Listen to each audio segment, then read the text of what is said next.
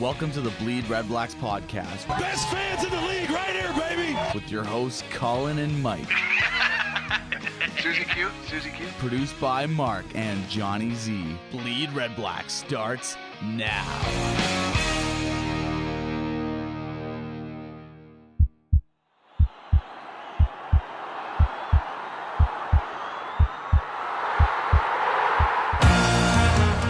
BleedRedBlacks. Gabriel is open in the end zone.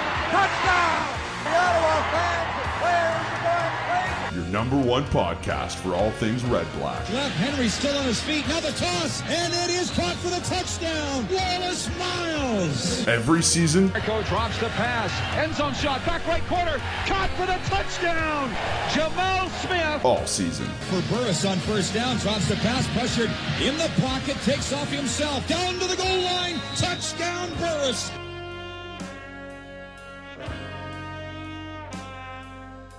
Hello and welcome to episode 14 of the BleedRedBlacks podcast. I'm Colin, and I'm joined here by season ticket holder Mike. Hey, dude. What's going on, man? It's the OG crew here again. We got Mark in the studio. What's up, Mark? guys? There he is. Little OG. It's I like it. Yeah, it's time for OG, man. It was what do we have? What movie just debuted this weekend? A little bit of straight out of Compton. Straight out of Crompton. So yeah, we're straight out of Compton. So we're the original gangsters right here. Bleed Red Blacks. Yeah, Straight up. Amazing. Amazing. I know. I like that hard ERS on gangsters. That's how you know it's legit. We got Ice Cube, Eazy-E, and Uncle Rico over here. Hey, man, that's awesome, Uncle Rico. All right, you can be easy. All right, bud. Hey, man, when you roll in a van like I do, it's a lowrider. It's perfect. Yeah, that's true. So no Charlie Sheen this week. Charlie Sheen actually made a slight impression last week. You threw him in there when I was blowing it. Better than crickets. Better than crickets. I thought there'd be some crickets too. You're being too nice to us, Mark. I don't know what it is, man, but... I was back on the farm this weekend and recorded some nice nature sounds of some natural Elgin County crickets. Oh, wow. Nice. I See if heard they come real out this crickets. week. legitimate Legitimate crickets. crickets, Yeah, not YouTube. Not YouTube, crickets. Southwestern Ontario crickets. Well, you see, maybe you should share your crickets with everyone and just post that stuff on YouTube. That sounds riveting. Right? Like... Yeah, 1.5 hours of it. Really? No. Wow. I'm glad you had a great weekend. So, Mike, you enjoyed the Fury game this weekend. I know a lot of people went down there. Yeah, it was a tight game, and you were able to... Bit of a heartbreaker. On that was Saturday night. I rolled down to TD Place. I'm really lucky. I have a great partner at home. I was rattled. I had one of those weeks last week where I was just...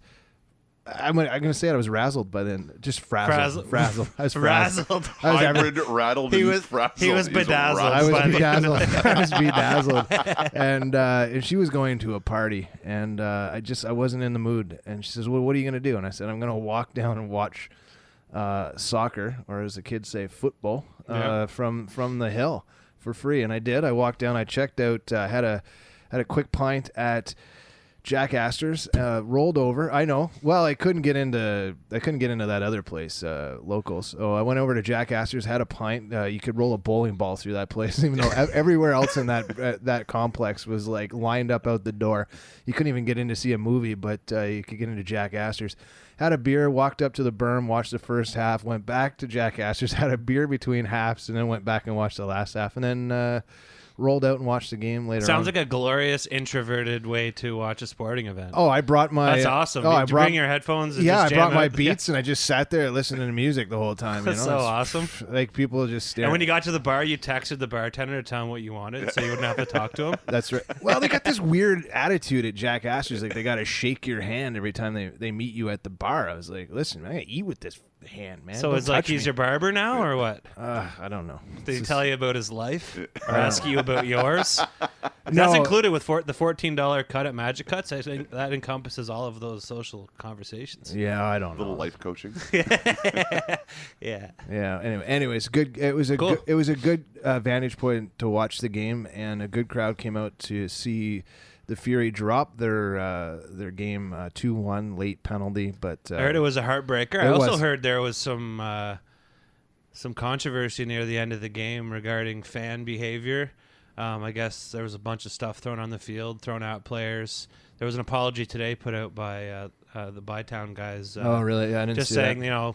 Obviously their behavior does not reflect, this cheering group's blah, blah, blah. Yeah. Apparently the guy ripped his shirt off Yeah. after he scored, and everyone was pretty sour about it. So kind of the same thing like what happens when I rip my shirt off, like at any scenario. People start throwing pop bottles at me. Well, I remember that like episode. red cards at the beach. I think it was episode 6 last year, which was a phenomenal episode for us. And it was just we finished a great intro, and you just ripped your shirt off and started running circles around the studio down here. I think that's our highest listened episode It ever. is. That's why I brought it up. Yeah. Episode 6 I don't know last what's going on in that episode. Was I may that have the to pirate listen. ship one? I don't know. What was the one where Mark missed? He was late because he was getting drunk on a pirate ship. That's amazing. That was July long weekend last year. It was Canada Day weekend. Mark's looking at me like, what? I saw Primus? Oh, the inside joke, eh? The old. I was at a 5-day festival and Primus was there. What? Jeez, how did I miss that? Apparently, I enjoyed it. Oh wow! How did I miss it? Considering I stood next to the sound. It was like that was like ministry for me this year. We saw like 10 minutes or 15 minutes in ministry, and it hit me like about a week ago. I was like, oh yeah, I saw ministry, man, at Montebello. If I wasn't on Amazing. if I wasn't on a euchre heater in the old Montebello. I would have been there too. But I mean, the jacks were just flying. Yeah. Like I'm like Bowers or ministry. Like I'm 35. Like easy answer. Kidding me? Yeah. You got cucumber sandwiches? So we got some compliments online this week. A few random listeners, liking the show, so that's fun. Apparently, we need some compression. So We're over. as a dude that doesn't understand anything, like I just come in here and talk. Yeah. So I bought a pair of Under Armour shorts on the way here. I have them on Compression now. shorts. You got the compression. Too That's what saucy, you. too small? Aren't they all? They're compression shorts. So I listened. The listeners had some advice, and I went for it. And let me tell you, I feel pretty good, pretty tight. I noticed pretty- your voice is just a couple little notches higher than it normally is. Thanks. That way, Mark doesn't have to compress the audio. So I mean, obviously I joke, but thanks for the feedback. We appreciate all positive and negative feedback. So Mark, apparently you need to buy some Under Armour shorts as well. I'll get right on it. So Jay is finally back down to earth, relatively speaking. Lost 2 or 3 against the Yanks this weekend. Just some awesome baseball. And The Twitter bandwagon is just everybody's off that bandwagon just like that. I love it. Yeah, it's amazing. crazy, right? Like, and I think Greg Zahn does his best to offer his, Don Cherry style So what that is- perspective. I think he is always know. he's always that guy, My favorite Greg Zahn moment was about halfway through the season last year, and he used the word like we need the bullpen to shut down games, and it's Jamie that's next to him, right? Yeah. And Jamie looked at him, and Zahn looked back at him with that look where like he goes, "Look, we have nothing else to talk about. And we're only halfway through the season." He goes, "It's you guys that write that on the screen. You realize." And like he totally blasted like basically the producers, Jamie. I was like, after that, he was my favorite like commentator on television because he calls it like it is. He's like, "Look, you're asking me to come up here and talk about nonsense 160 times. Like, there's only so much you can get out of that, right?" Yeah, Like, for sure. Who put the question mark on the teleprompter? Yeah, that's right. San Diego. So he was going on about big picture, right? So big picture, Jays won 4-6 against the Yanks, and they still got 7 games remaining against them. Big picture championship is not won in August. No. You can lose it in August. Big picture, Jays are 15-3 since they acquired Tulo. So I mean, just chill out, guys. It's all good. Sounds familiar if you're an Ottawa Redblacks fan. I counted. Yeah, like there were people like that were trying to sell their season tickets Saturday night. So yes, classic. So prices of tickets are going crazy. In Toronto, I think they're getting $1,000 for $75 seats, and like just typical nonsense. And I mean, scalping ain't easy in the 613. You know what I mean? Yeah. So I don't know. Maybe some of the grimers that hang out in the cornfields in Canada for Sens games might want to relocate. I don't know. But Yeah. just an idea. Return of the QB Club. It's back. It's back, baby.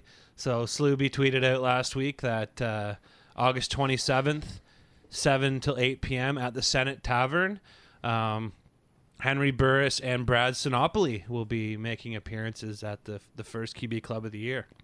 So that's pretty awesome. We had a lot of fun at those, and yeah, I mean, No more meatballs though. I'd love to host one of those things. Here in the studio? Wink, wink. No, just in general. I think it'd be a lot of fun. And, I mean, they do an awesome job at those QB clubs, but it's old school.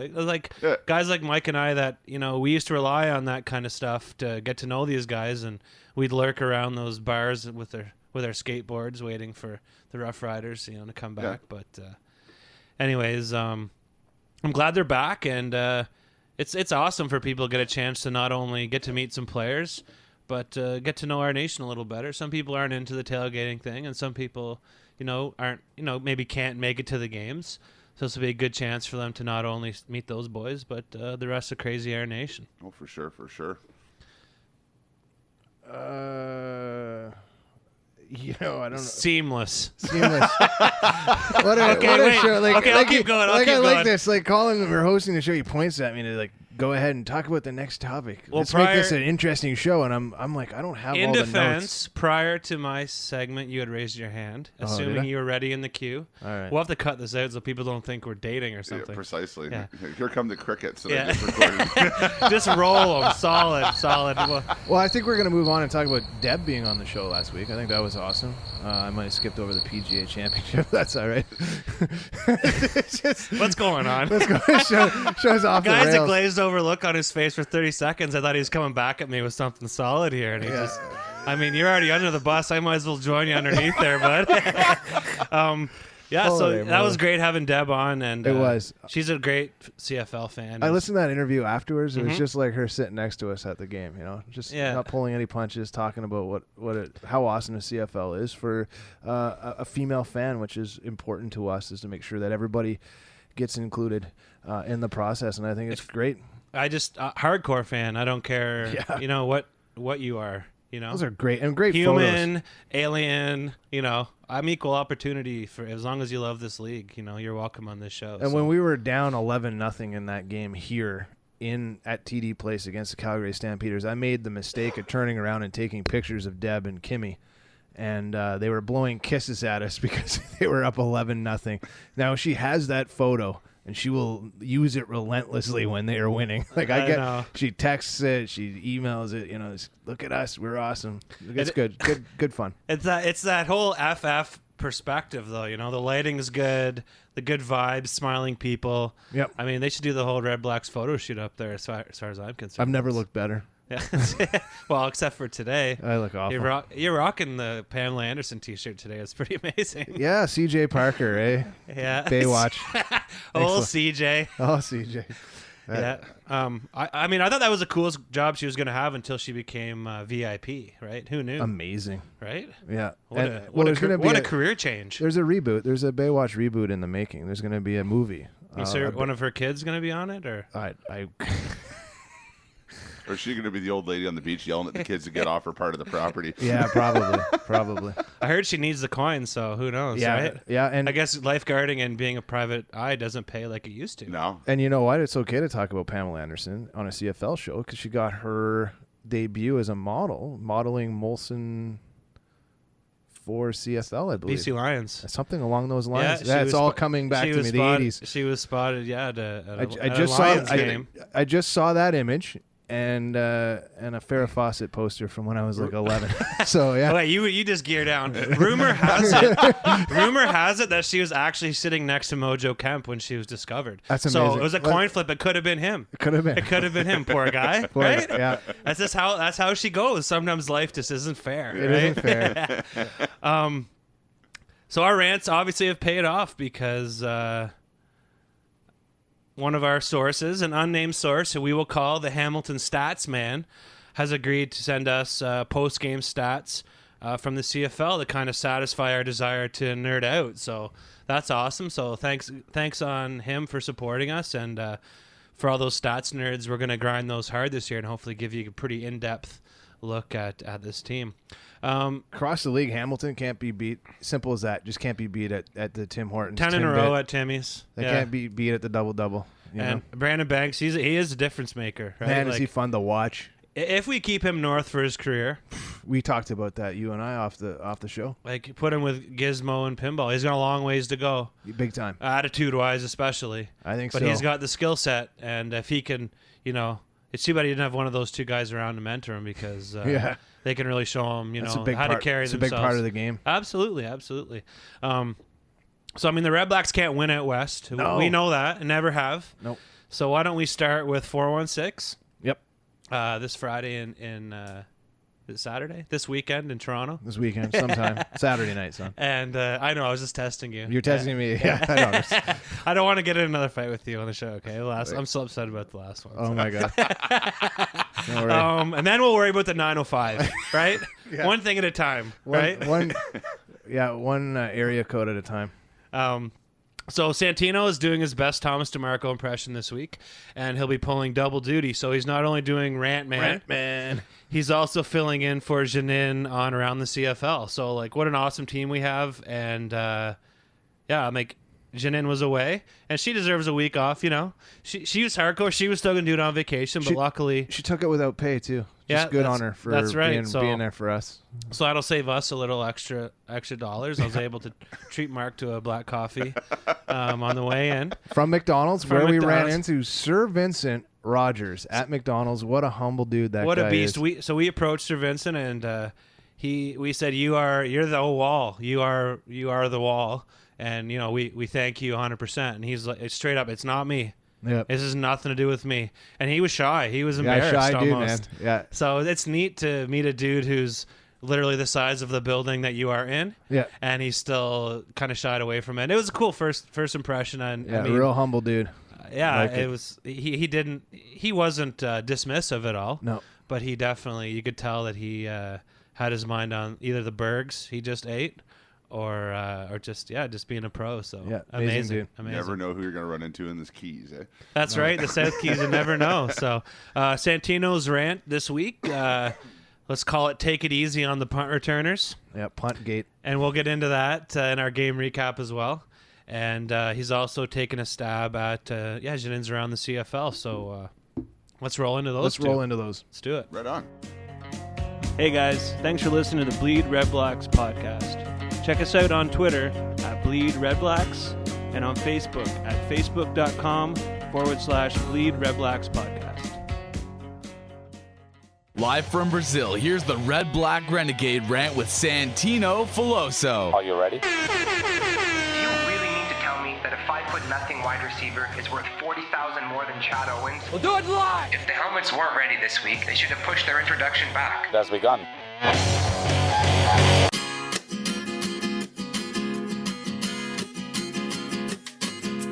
While many in our nation were quick to dump on Brendan McDonald for his 2 punt return fumbles that immediately turned into Calgary touchdowns, I can't help but feel sorry for the guy. Why do I feel bad? Because the coaching staff put him in a terrible position by electing to force him into a role that he clearly wasn't ready to assume. McDonald hasn't returned a single punt in his year with the Red Blacks, and giving him 2 days of practice before throwing him back there was literally equivalent to throwing him to the Wolves. McDonald is a great DB. His 4 knockdowns and 7 tackles in Saturday's game reflect that. But one thing he isn't is a punt returner, and that's fine, but Ottawa's coaching staff cannot be condemned enough for pushing a square peg into a circular hole. The reason the situation came about is because Chris Williams missed his 2nd game in a row to injury, and due to the fact that the Red Blacks made the decision to cut running back Jock Sanders. Now, while I don't have a problem with cutting Sanders, as he didn't live up to expectations, having Williams out and cutting Sanders without a real plan to replace him is simply poor coaching. Aside from the fact that having a starting DB returning punts is an injury risk, with 8 receivers, 2 running backs, and 2 fullbacks dressed for the game, Ottawa had a ton of potential returners who have more experience catching balls available. Even after McDonald fumbled twice, instead of learning from their mistake, the coaching staff chose to go with another DB, Javon Johnson, who also had a fumble that Calgary recovered. With the converts, that's 22 points the Stamps were gifted with. The fact of the matter is that since Ottawa returned to the CFL in 2014, there has been absolutely nothing special about their special teams. Last season, their only kick return touchdown came from friend of the show Jamil Smith in the preseason. During the regular season, Ottawa gave up a league-high 6 return touchdowns and regularly conceded huge chunks of yardage due to sloppy coverage. If that sounds familiar, it's because those same issues still plague the team. In 2015, the Red Blacks have given up 3 kick return touchdowns, but luckily for them, 2 have been counted due to flags. That still doesn't solve the underlying issue of how horrible our coverage is and how we can't always count on flags saving us. While it's easy to blame McDonald and Johnson Edmondson for Saturday night's loss in Calgary, you'd be wrong to do so. A coach's job is to put his players in the best position to succeed by playing to their strengths, and on Saturday night, Rick Campbell and his coaching staff simply didn't live up to their end of the bargain. That's all for this week, guys. Make sure to rant back at RedBlackGade, and remember to bleed Red Blacks. Hey guys, thanks for listening to the Bleed Red Blacks podcast. Check us out at bleedredblacks.ca for blogs, photos, and podcast archives. Dude, isn't she a Bombers fan? Let me laugh even harder. But for the love of God, please start hook sliding. Dude, whatever. She's an Ottawa fan too. Did Buck Pierce's constant injuries not teach you guys anything? Playoffs? I just hope we can win a game. Enough ranting, on to the games. Really? Righteous. Welcome to Around the CFL with Jin on the Bleed Red Blacks podcast.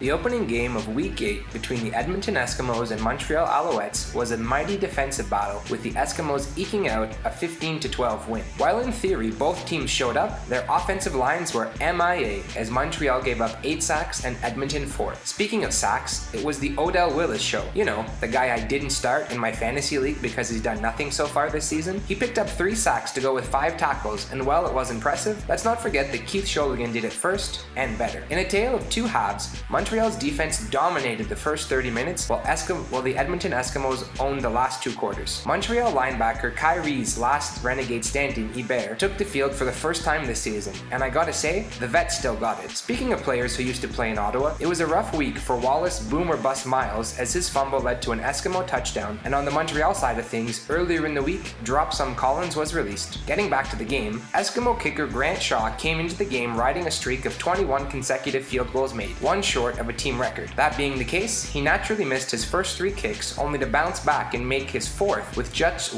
which just so happened to be the game winner as time expired. Though Matt Nichols started the game, after going 15 of 24 for 132 yards along with 2 interceptions, Chris Jones had seen enough and pulled him in favor of James Franklin, who went 9 of 13 for 144 yards and set up the game-winning field goal with a late 22-yard completion. If I had to guess, I'd say the Eskimos probably have a new QB under center next week against the Ticats. Lastly, I'd be remiss if I didn't mention Eskimo 4th-string quarterback Jordan Lynch scoring a rouge while making a special teams tackle. That's just plain awesome, and something you can only see in the Canadian Football League. Friday night's matchup featured the Argos visiting a Drew Willey-less Winnipeg team. Fresh off being plastered by the Ticats in Hamilton, Bombers' second-year quarterback Robert Marv started and actually played pretty well. A back-and-forth affair tipped in favor of the Argos when A.J. Jefferson returned a punt 69 yards late in the 4th quarter to put the Argos ahead 21-20. Trevor Harris would later pad the Argo lead with a 5-yard touchdown pass to Torrey Gurley. Trailing by 7 with less than a minute left, Marv had a chance to send things into overtime and had the Bombers marching, but a 3rd-and-1 shotgun play led to the Bombers' 4th turnover of the night and cost them the game. For those in our nation, the play call dredged up horrible memories of the 2014 season and offensive coordinator Mike Gibson's horrendous play calling. Despite the loss, Jay Niner and the rest of the blue and gold faithful can take a bit of hope from this game, because Marv seems like the real deal and should be able to keep things interesting in Bomberland without Willie. By earning the win, the Argos completed their 5th come-from-behind win in 2015 and move into 1st place in the East with the 5-2 record. Lastly, I have to mention the return of the Cack Attack. Chad Cackard battled back from 2 huge injuries to be on the field Friday night, and it was great to see him rack up 89 total yards as he showed his old burst and absorbed punishing hits with no ill effect. His story is the kind that everyone can and should get behind. The BC Lions visited Hamilton to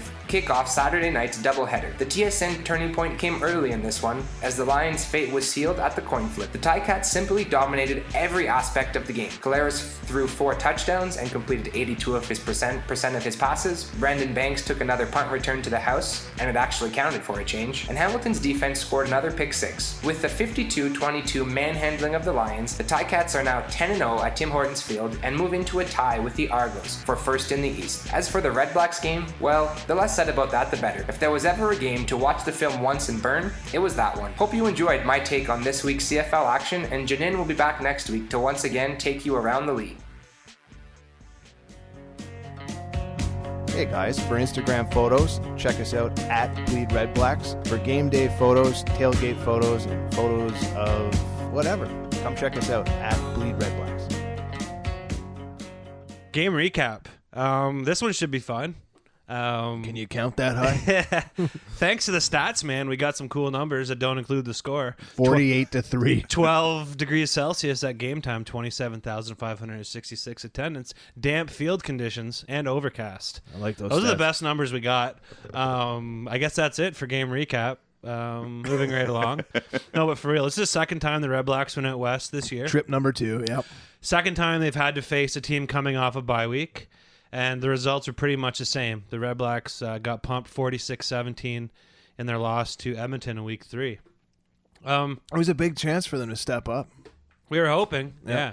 Take on that first place attitude. Take the attitude, take the first place. All of our nation was excited about it. After the Red Blacks' stunning OT victory, at TD Place against the Stamps a few weeks ago. And they had won 2 straight games, and they were really looking to prove that they belonged in first place. Felt like it would have been a closer game and on the outset. We talked about this in the intro, but the Red Blacks franchise have yet to win a game outside the Eastern time zone. And until this happens, they will never be seriously looked at as a contender. You have to start winning out west in order to make a difference here in this league. So what happens when we travel out west? Like, is this simply a young team facing a Grey Cup champ at home after a bye week, or does this team actually have a hard time playing away from TD Place? Like, I guess that just comes with being an expansion team. You got to learn how to travel together too, right? And for some reason, there's some kind of disconnect, and the issues we have on the road, we don't seem to have at preparation. home. I mean, this is a team that even tried to practice changing the hours and the times they were practicing and looking at game film and having guys come into the quote unquote office at TD Place. So they really made it an attempt, but it felt like the preparation might have been off a little bit. So, anyways, it was disappointing for sure. The game was basically over by half. The game was over at half. And one thing is for sure, we have 0 rushing game. Something needs to be done. When the weather gets cold, this is going to be even a larger part of our game and a bigger problem. And I don't know what the answer is. Like, is it personnel? Is it play calling? I feel like it may be a little bit of both. I mean, Siobhan Walker had 7 carries for 11 yards, and Jeremiah Johnson had 3 carries for 10.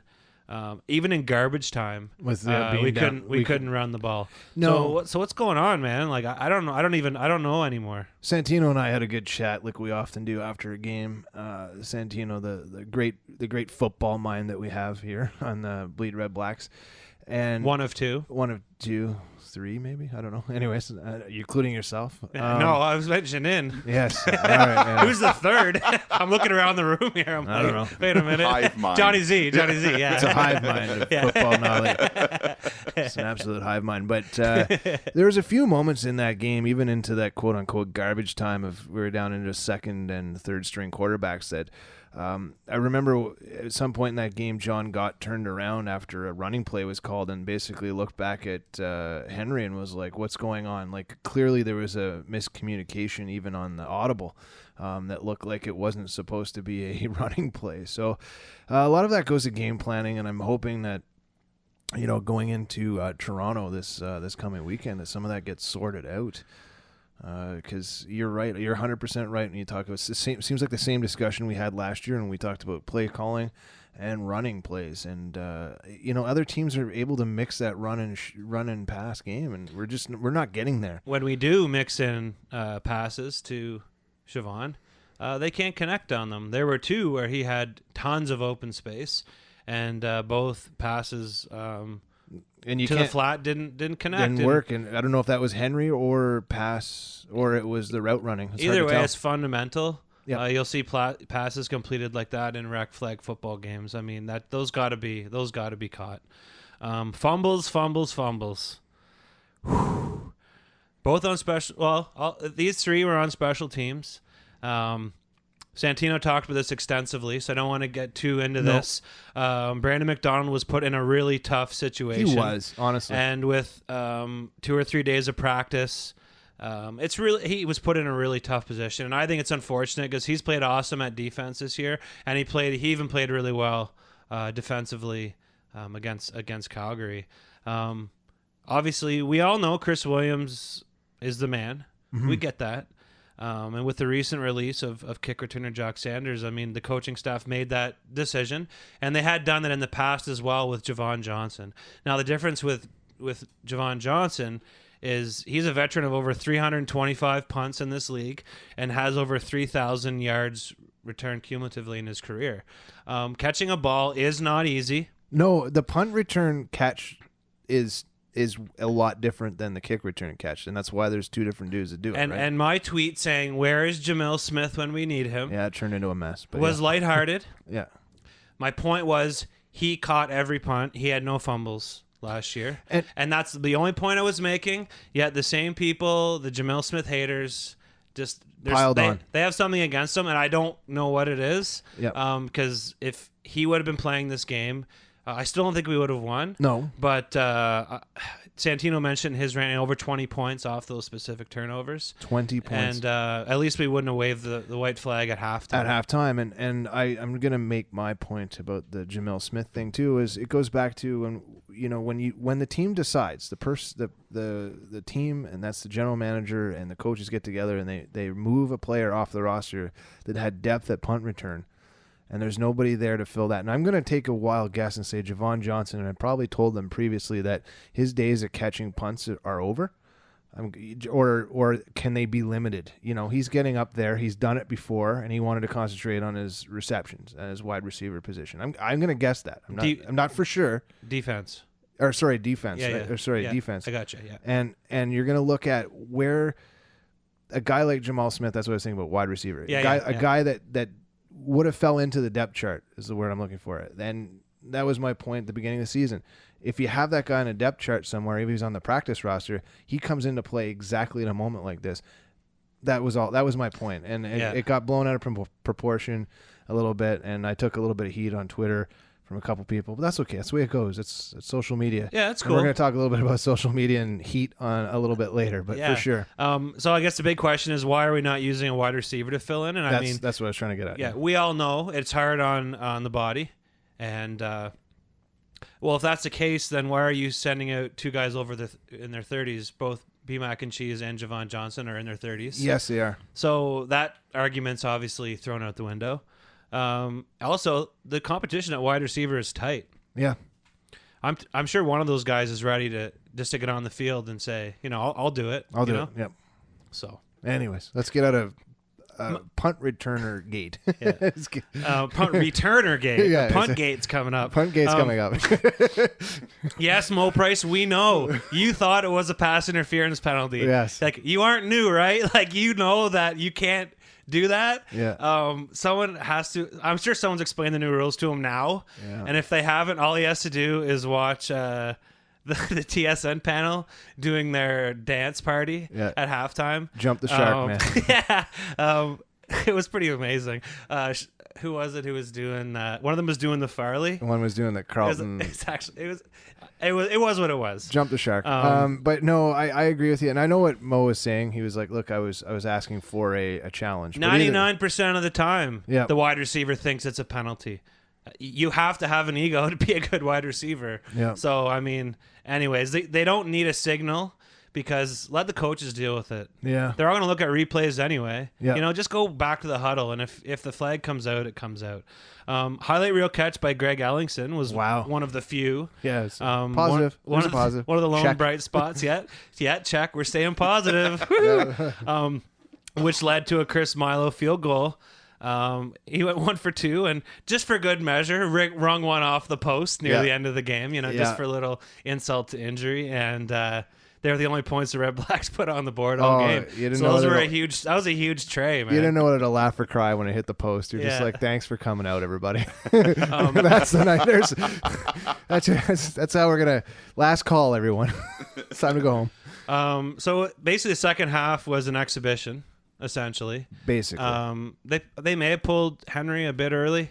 But I don't blame them for taking him out. I mean, his 40-year-old legs need some time off as well. Why not take a look at what else we got going on? Perfect time. You know what? We may have a punter who's very capable at quarterback, right? So we might as well give him a chance. Oh, wait. Touche. But for real, okay, so Thomas DeMarco, good on him for going in. 11 punts, 41.3 yard average. And I did a little grinding here, and I looked up Anthony Alex's averages this year. Yes. Over just a larger sample size. He currently averages 1 yard per punt better than our backup quarterback. So we definitely have an issue here. Amazing that DeMarco was able to come in and even play quarterback after being burdened with the pressure of punting 10 plus times a game. But it's Monday, so I haven't seen any social media activity. But is DeMarco doing backflips or any sort of like Cirque du Soleil work in order to show how he can kick the ball? Well, apparently that needs to be on your CV to be a good punter. So, yeah. I mean, if you buy that GoPro, you might as well use it, right? Yeah, I haven't used my GoPro all year just because it's being I just don't know now. how DeMarco's able to change his shoes so many times in one game, right? Velcro? Was he using the hashtags? Hashtag Velcro. we had that question, right?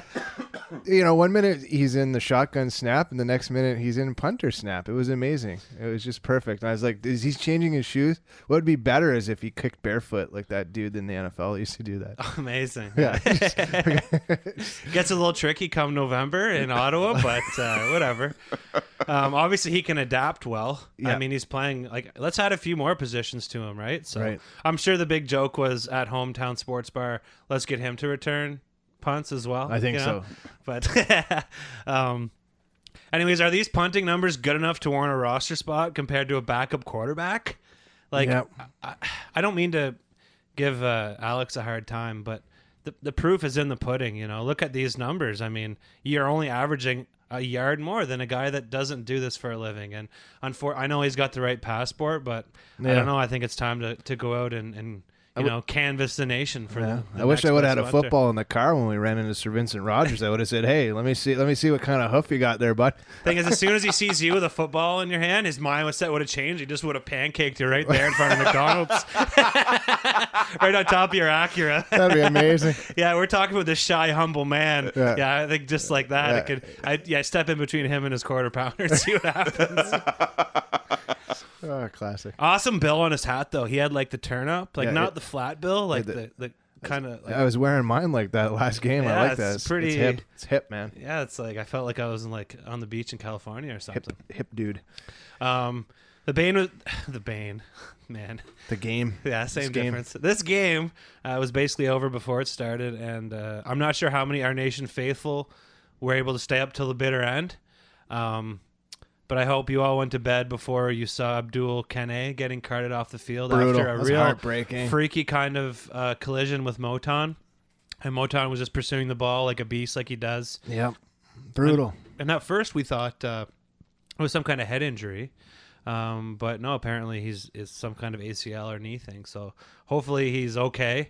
And Khalil Payton, too, took a bit of a knock. And I'm not sure. I haven't heard much about that yet except his Instagram post about I think that was from the game before. So that was the game before. Yeah. So he's in rough shape as well. So yeah, knees are out. That's what it is. Yeah.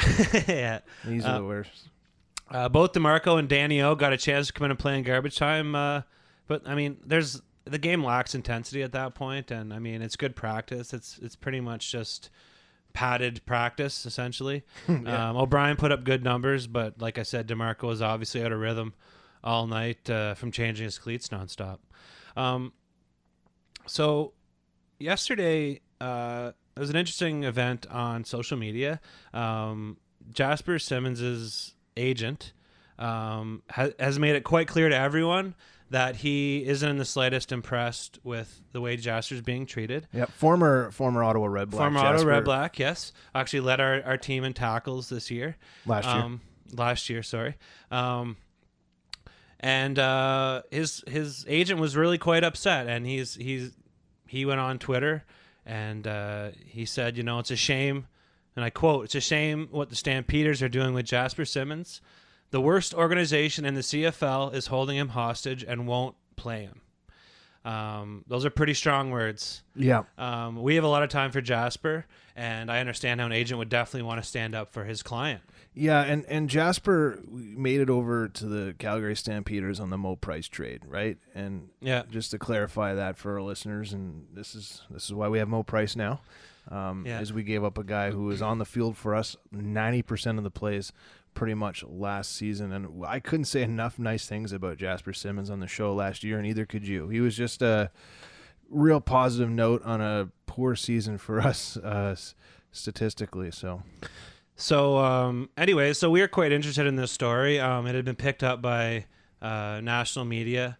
It was, top page story on the CFL website, the TSN website. So at BleedRedBlacks, we decided to take it to the next level, and we're going to have his agent on the phone here shortly. So let's cut to a little break, and then we're going to talk to Jasper's agent at SammyG75 on Twitter. Nice. Well Let's done. do it. Hey, everybody. Thanks for listening to the Bleed Red Blacks podcast. Don't be afraid to check us out on Twitter at BleedRedBlacks, and jump over to Facebook. Give us a comment, facebook.com/BleedRedBlacks podcast. Okay, so we're glad to bring you an interview right now with Jasper Simmons' agent, Sammy Cahagan, calling live from Atlanta. How are you today, Sammy? I'm good. How are you guys? Oh, we're doing pretty well. You having a little quieter day today than you did yesterday? Actually, no, I'm not. I'm having a louder day today. I've been doing interviews all day, it seems like. So Sammy, for those listeners who live under a rock and didn't happen to read what happened yesterday or on Saturday, could you sum up kind of what happened on social media with yourself and the Stampeders? Yeah. Well, basically, to make a long story even longer, we as an agency here, as a firm, along with our client Jasper Simmons, we've obviously felt as though things weren't going in Jasper's favor for quite some time now. He was traded from the Red Blacks. We couldn't control the trade or who he was traded to, but he was traded to a bad situation for him. There was already an established linebacker, Jawan Simpson, for a long time, and then the Mayo kid, who's a very good player. So they were set. Jasper got traded into a situation where he was, kind of, I don't want to say set up for failure, but it was kind of obvious he wasn't going to play there right away. There was some talk about from the Calgary side that they were going to try him out at safety and work him into some packages. Well, that didn't happen. So in chronological order, I'll try to give it to you as best I can here. It's all you, buddy. What happened, the preseason came, Jasper was playing, he made some tackles, did well. And then after the first game, they told him he didn't play hard enough on special teams. So that week, Jasper, as always, he, smile on his face, did his job, and then they played him the next game against Montreal, and he had 4 special teams tackles. So after that game, they didn't dress him again. And then they didn't dress him again. And then they brought him in again, and he had 3 more tackles. So they've credited him with 7 special teams tackles now for Calgary. The leader has 10. So when Mike here, when you get into a situation like this with any client, and we don't have to name names, but how has this played out in other avenues for you? And I'll touch on it, using social media to gain leverage, right? And obviously, like, fans are a big part of that community of supporting players. Even Sure. as you see here, we're guys in Ottawa, and we really support what Jasper did for us. And, we're following his career a little bit. But what kind of leverage do you guys get as agents and in your firm dealing with this type of situation? How does it usually play out for you? This is kind of a first time for us, to be honest with you. We've never had a situation where we felt an organization was holding a player hostage. Essentially, that's what we feel that Calgary is doing. We, behind closed doors, I spoke with the director of personnel over there, and I asked them to release Jasper. They weren't playing him. They weren't dressing him. Supposedly he's their big insurance policy or their go-to backup. But how can you be those things if you're not even dressing for a game? So if a guy got hurt, they were going to put in another guy in regardless. So it made no sense. They're making no sense in their argument on their side. So I asked them to release them, and I was told, no, we will not release them. I said, well, what if, we try to work out a trade with another team? And the quote I got was, we won't get enough value for him. So they know what they have. It seems like they don't want to play against him. And I say that because his best games last year with Ottawa were against Calgary. We do know that for sure here. Yeah, so it's almost like they're scared to let him go because he's going to come back and pick Bo Levi Mitchell off again, who today wanted to kind of chime in on the conversation. And I wasn't going to say anything, but now it's upsetting me that he had to get his 2 cents in. So now it's now Bo doesn't want him to go because Bo doesn't want him to pick him off again. Well, when we asked those things, they essentially told us to stop whining and stop crying. This isn't high school, and if we wanted to go complain to Huffnagel, go see how far that gets us. So so that's where you got to take it to social media. You got to start defending yourself publicly because teams will come after agents players through the agents. Sure. Publicly, like right. that, with that attempt on you personally, eventually to the player, and you go to social media and what do? You let them know how you feel. Right. Well, here's the thing, and a lot of people don't get this. We've been getting bashed left and right. I'm sure you've seen some of the comments that are being sent our way. But you know what? If you ask any one of our clients, we'd go to bat for any one of them. We're going to stick up for them no matter what. We will not be bullied and harassed. And again, I'll go back to them just holding Jasper hostage. People are saying, well, injuries happen and, he needs to buy this. We're talking about a 4-year veteran who was just a MOP candidate a year ago, who was leading the CFL in tackles for almost 90% of the year. I don't care if you're on a 2-6 team or a 16-2 team. The level of competition you play against has nothing to do with how your team performs, how your team as a whole performs. Yeah, Ottawa was 2-16, but they played against Calgary, they played against Montreal, they played against teams where supposedly the talent is so much superior. But Jasper was at his ultimate high. He was at a top level playing, and it bothers me because I went to a small school. I worked for a university who was a small university, and anytime people talk about the level of competition, it offends me because you know what? People are good. You're obviously there playing, so the competition's good. Somebody saw something that made you a professional athlete. That's like saying Solomon Elamimian isn't that good because BC's sometimes not that good either. You're right. How's the argument go there? Yeah, and you're completely right with that. And so you get into that mode, and I guess and the best you can you explain Jasper's his morale must be down now. I mean, this has got to be devastating for a guy. Can you talk to about your client's mood and just reaction to all this on a personal level, maybe? Yeah, I mean, on a personal level, obviously Jasper's a competitor. He'll tell you, he can go to Wendy's and earn a paycheck. That's not what this is about. He goes to work every day. He's got a smile on his face. If Jasper, obviously he's a man's man. He's a family man. He just wants what's best for him and his family in the long run. And essentially, I told John Murphy the same thing. I said, come on, dude.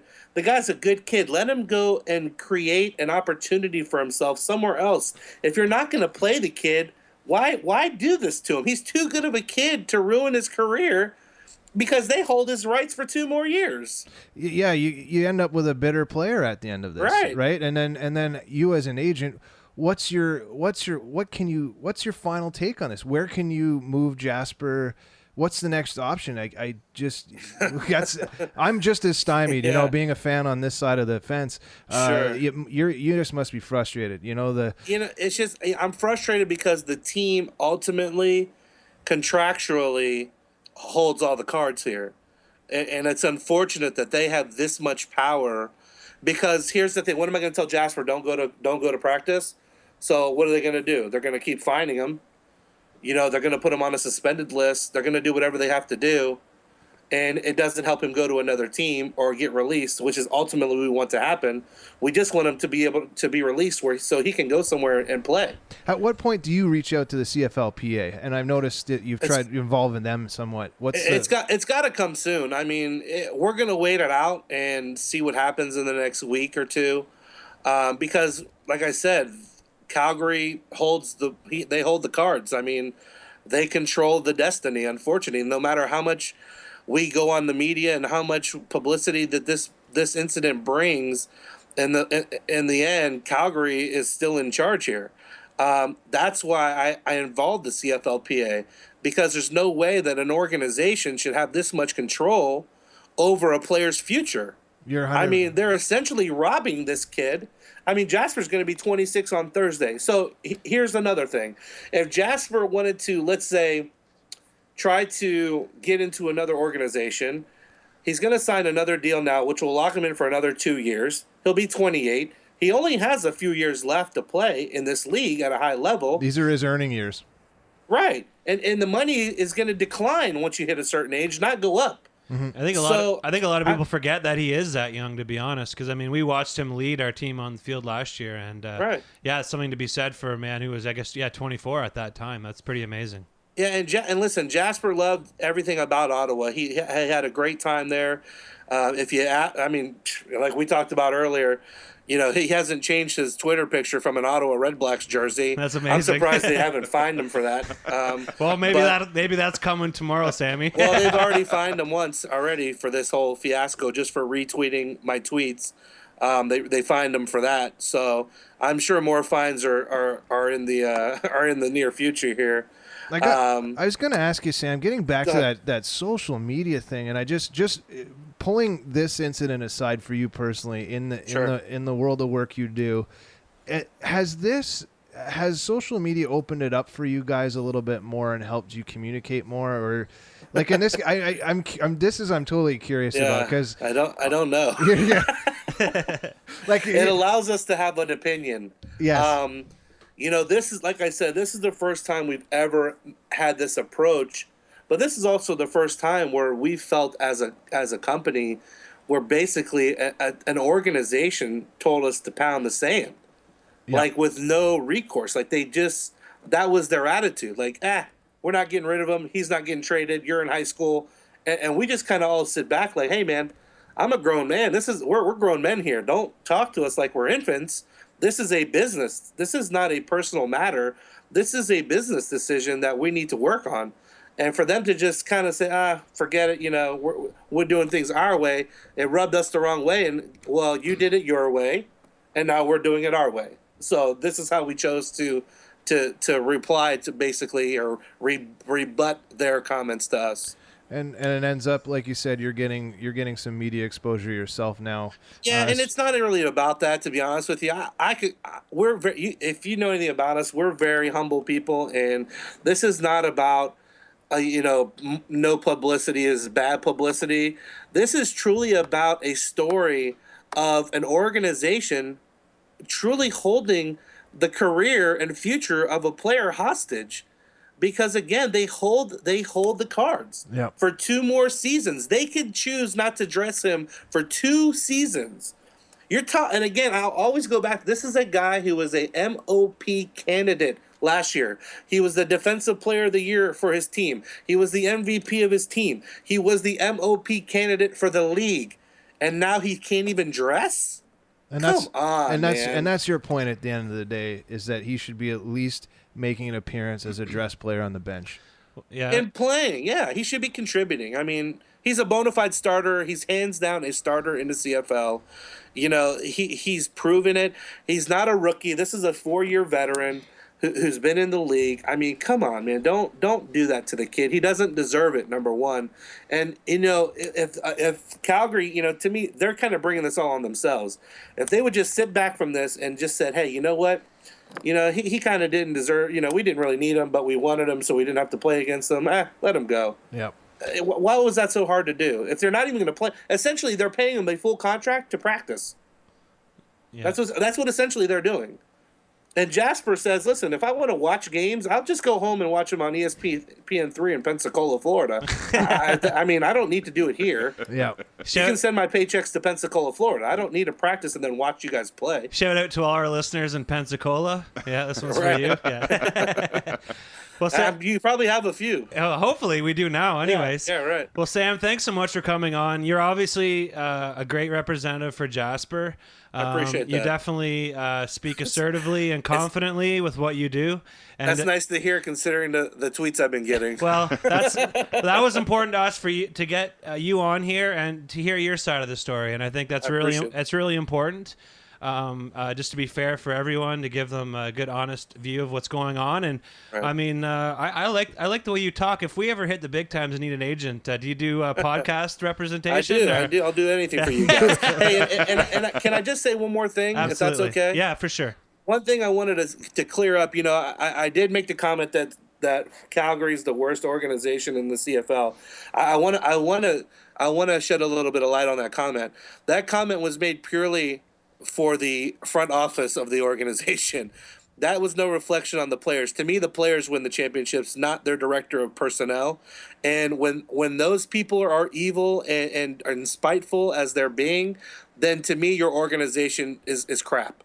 And that's why that comment was made. It was not made towards the players because, again, I'm a guy for the players, and I'll always tell you that the players are the ones who win the championships and win games. It's not the personnel guy. Trust me. I could field 40 guys together that then the CFL is rejected, practice them for 1 month, and go and have them win a game against the Calgary Stampeders if they wanted me to do that. And it wouldn't be because of me. It's because of the 40 guys I brought up there. I can promise you that. That's an amazing throwdown. I like that. Yeah. So if I had the money, I'd put it up against that just to see that, because I'm a gambling guy. So I'd be on that for sure. And I can promise you I'd win that game. I like that. That's 100% positive. But my point is, it's not about me. I wouldn't be winning that game. The guys on the field would. But they would want to play with me because I'm a good guy. But when you treat people the way you've treated them, and you're doing the things you're doing to a kid who doesn't deserve it, that to me, the organization won a Grey Cup championship, great. But once their personnel guys and everyone got involved, it brought them down to like a 4 on the power rating. So that's the way I look at it, and that's why that comment was made about their organization. I like Coach Huffnagel. I've met him many times. I like John Murphy. I have nothing personal against any of these guys. This is strictly a business conversation between them and us now. Well, now it's between us and the world. And the public, exactly. It was started with just them and us. But it is a business. In the end, this is for Jasper. This has nothing to do with me.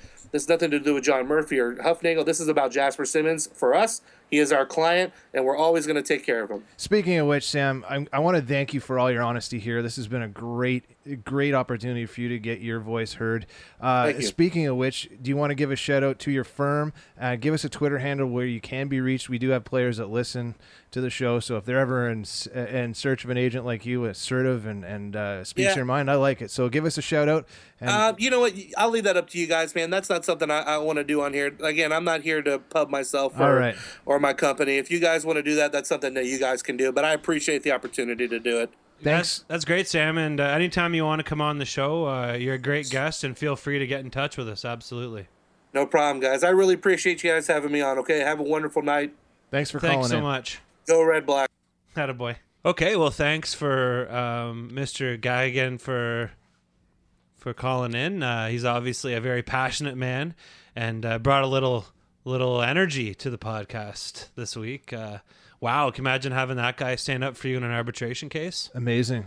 Yeah, it's good to hear people speak their actual mind about a situation that's unfolding as quickly as it is. And, of course, he made a lot of reference to how that's rolling out on social media. So I'm fascinated by it myself. And good on him for coming on at such short notice. I just got in touch with him today, and he got right back to me. So obviously he's passionate about Jasper, and I mean, we got a lot of time for that guy. He is an ex-Red Black, but more importantly, he's a young man who's looking for a place to play. Sounds like he's still a Red Black at heart almost, so good for him. Yeah, so that was fun. Obviously, Sammy didn't mince his words, to say the least, which is great. You know, I like that straight-up opinion, kind of old school. And you're allowed to do that on a podcast, unlike commercial radio. He was able to actually spend a few minutes with us, more than a few minutes. Absolutely, and like I mentioned to him, anytime he wants to come back on to Talk Shop, you know, we'd be glad to have him on. So on a lighter note... And back into some game recap. Yeah, so... BleedRedBlacks superstar Janine was in Calgary for the game, and She is going to call in here shortly and just tell us about her experience, and I imagine talk about the concert she went to. And the Foo. Talk about all the runs she went on. Yes. And maybe she can explain to us what it's like tailgating with Deb Strickland and her crew. So and Kimmy P. Yeah, that's amazing. right. So let's hopefully everyone's gotten and have a glass of water and cool down after Sammy's interview. And let's we'll be right back with something a little lighter. A little Janin's going to join us here. Hey guys, thanks for listening to the Bleed Red Blacks podcast. Check us out at bleedredblacks.ca for blogs, photos, and podcast archives. Okay, we're joined here by the one and only Janin. What is up? The sniffles, Hey guys. Oh yeah, you got that Western cold going on there, Janin, or what? I was wearing long johns, you guys. It was so cold at the game on Saturday. So I'm a little stuffed up now. Can you tell us about those winds? Were they westerly? You know what? There weren't a lot of winds at McMahon on this day. Just some rain and some cold. But Janin, if you get one of those winds at your back, you could set a PB on one of those morning 5Ks. I'm just never gonna live down the wind comment. You know how we roll at Bleed Red Blacks. Once we latch onto something, we don't let go. That's true. It's over. It's over. Speaking of which, we're glad you're still part of this team. That's pretty awesome. So I might think that if these wind jokes keep up. So we just had a heated conversation with Jasper Simmons' agent. Oh, okay. So this is nice. We bring you in. So you will be our I don't want to say comic relief, but you will be our You're the gentle breeze that we needed after that. the gentle wind. There's the wind joke again. See, I try.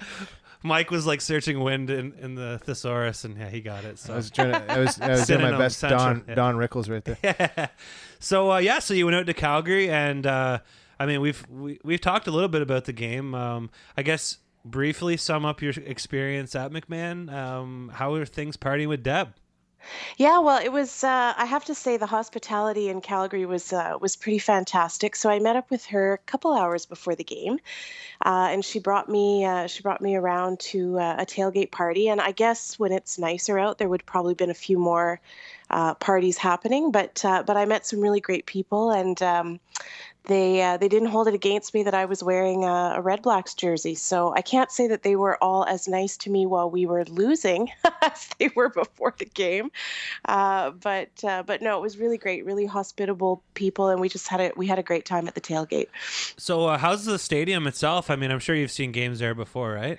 Well, actually, the only other game I'd seen there before was the Grey Cup, where the Riders lost on account of really bad math. So sorry to all the Riders fans who I've just dug up that memory for you. No math on this podcast, Sinead.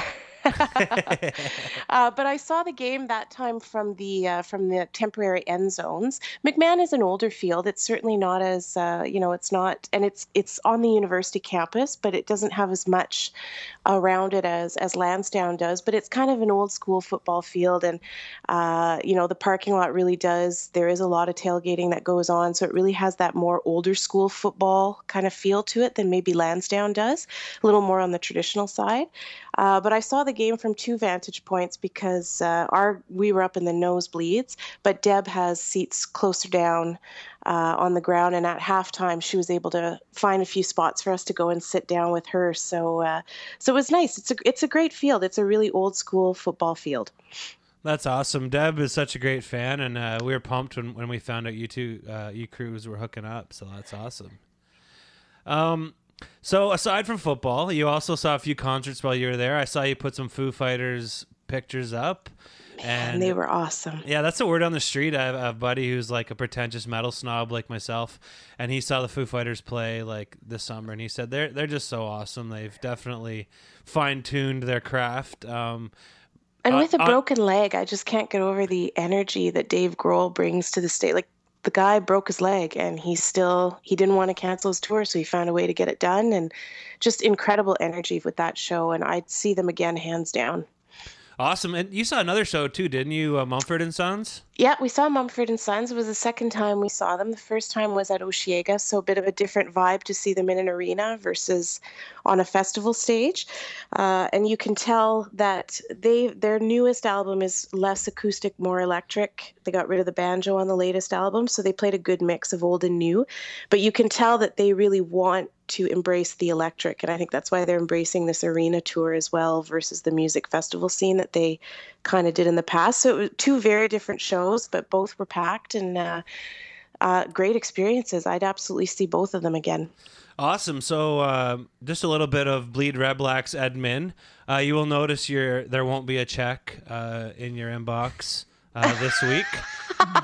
Don't I get vacation pay? We didn't work that in. Oh, vacation pay. I don't know. Hey, you got to clear that with HR. I don't know. I don't know what goes on at HR. Check your Employment Standards Act. But BleedRedBlacks member Santino stepped up to the plate and delivered you around the CFL. So good on him for doing that. He's a busy guy, so that meant a lot to us that he did that for us and for you. You know, you're on vacation. We wanted to give you a chance just to chill out and not worry about having to feel that pressure that we put on you, you know.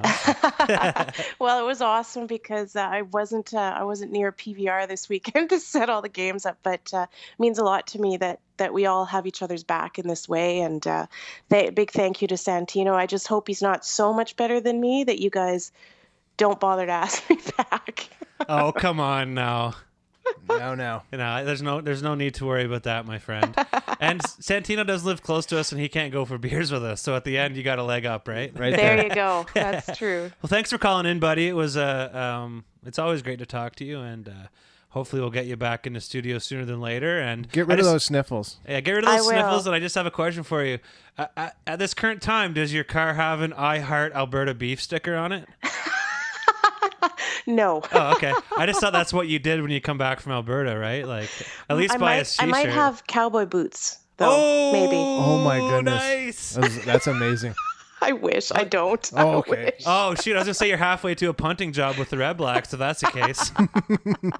Anyways, buddy, thanks a lot. And thanks a lot, guys. I guess we'll probably see you soon. We'll see you, I assume, this Saturday or something to watch the game. So. Why not? All right, cool, buddy. Talk to you soon. Okay. Take care, boys. Okay, bye. Always nice to have Janine on, friendly voice, and our knowledgeable CFL, I guess we could say Western, part-time Western affiliate. Does that sound good? Sounds good. And it's too bad she's got the sniffles, but running in the rain, man. What do you expect, right? There you go. Yeah, so that's quite the show. We've never had the old double interview, and there's lots more to come. So we're gonna roll into the Bytown Beats. Johnny Z putting together a good one this week with the song's called No Closure. It's from the band Iconoclast, and they are made up of Mark Bergeron, Mike Corkum, Dave DeBaldado, Michael Korn, and Marianne Dej on drums. They just recently, I guess it was just last week, they opened up for Finger 11 down at Mavericks, and I listened to some of their music earlier while I was putting the show together with you on the internet, and I like it. I mean, I'm a big fan of that kind of music. So Mark Bergeron himself is an accomplished football guy. Mm-hmm. He's been coaching for nearly 20 years at various levels throughout Ottawa. He's won some QJFL championships. Yeah, he's the lead singer of the band too. Just to make I wanted to reference that. Yeah. Okay, sorry. Yeah. So great little merge here. The perfect guy to feature. So he was a product of Myers Riders. He also played CIS football for Carleton.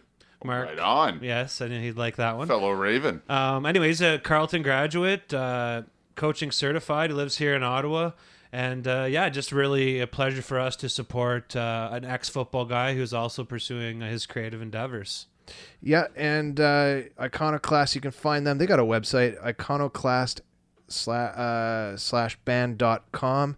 And I like that kind of music, to be honest. It's just classic. Like, to me, it sounds a little bit like 90s rock. I like it. Going back to the 90s again.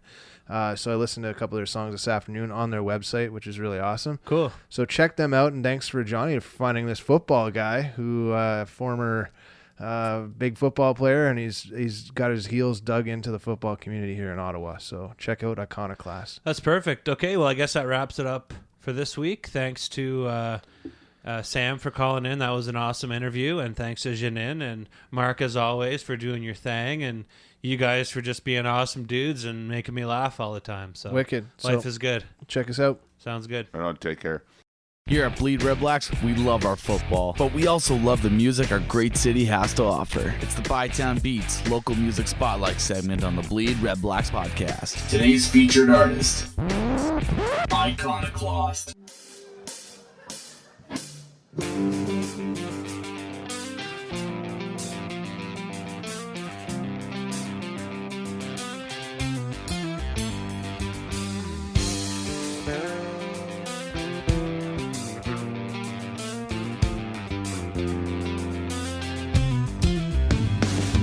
I'm still in shock at the thought you're gone. All the things you did just for me so wrong. I've always hoped you could explain now to me about why you're so lost in all this misery.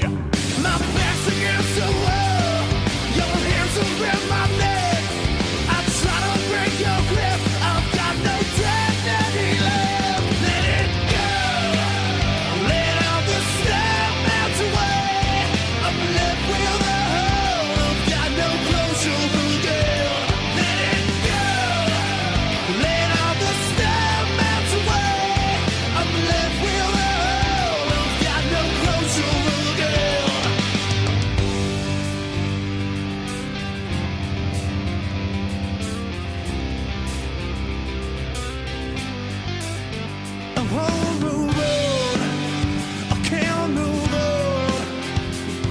Until I get to there to right the wrongs they made up and they may stay. It's better to know all and accept everything. Convince myself that you think about me. Convince myself that you care about me. The birth of a child, the death of a smile, the